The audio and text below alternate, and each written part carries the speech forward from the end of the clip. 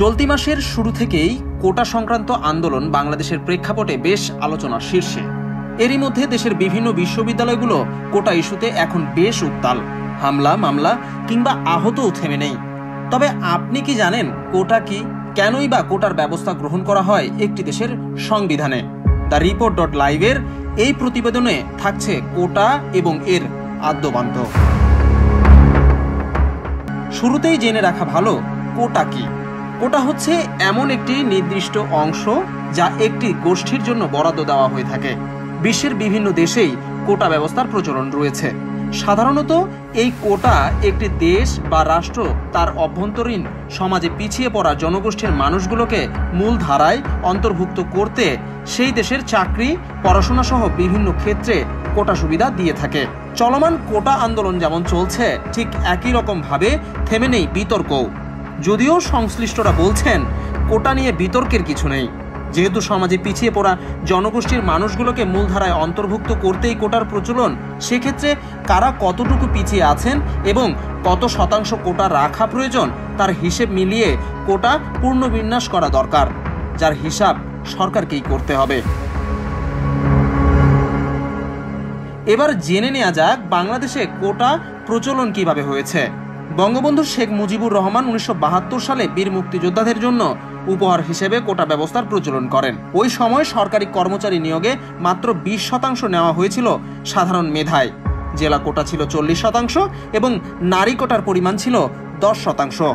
আর মুক্তিযোদ্ধাদের জন্য উপহার হিসাবে কোটা সংরক্ষণ করা ছিল 30%।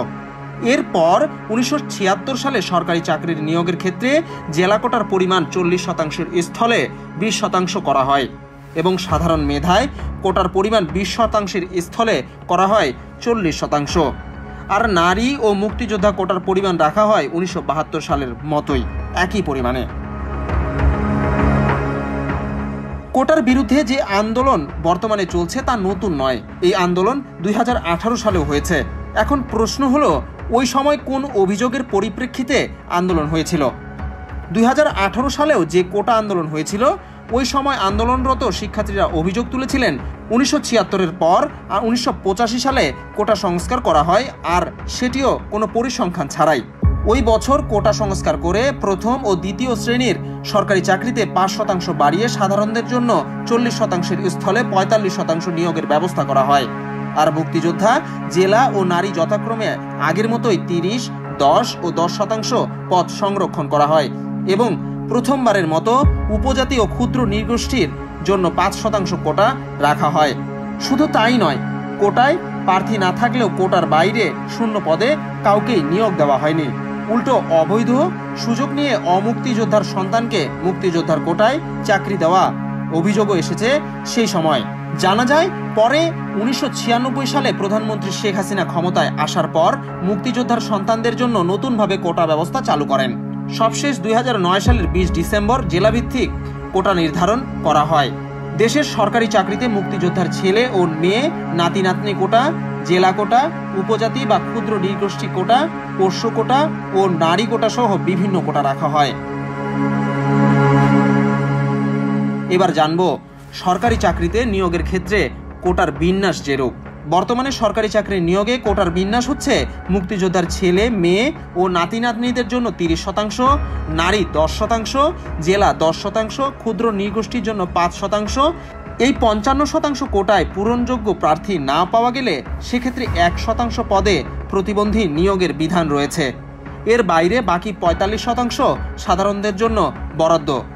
সরকারি, স্বায়ত্তশাসিত, আধা স্বায়ত্তশাসিত বিভিন্ন কর্পোরেশন ও দফতরে সরকারি নিয়োগে জেলার জনসংখ্যার ভিত্তিতে জেলা কোটা পূর্ণ নির্ধারণ করা হয়। 2001 সালে আদমশুমারির পরিসংখ্যানের ভিত্তিতে 2009 সালের 20 ডিসেম্বর জেলাওয়ারি কোটা ঠিক করে সরকার। 2010 সালের 5 মে জনপ্রশাসন মন্ত্রণালয়ের সংশোধিত পরিপত্রে বলা হয়, জেলা কোটার 10% অর্থাৎ সব পদ জেলা প্রার্থীদের দিয়ে পূরণ সম্ভব করা না গেলে জেলা কোটা জাতীয় মেধা তালিকা থেকে পূরণ করতে হবে।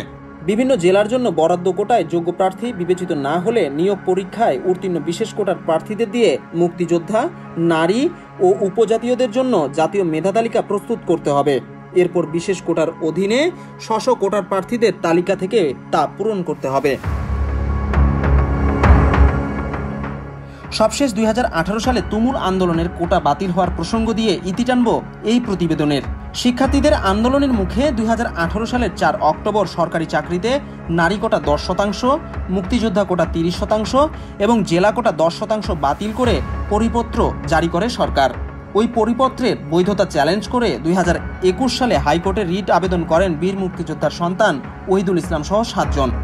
আবেদনের চূড়ান্ত শুনানি শেষে গত 5 জুন হাইকোর্ট মুক্তিযোদ্ধা কোটা বাতিলের পরিপত্র অবৈধ ঘোষণা করে রায় দেন।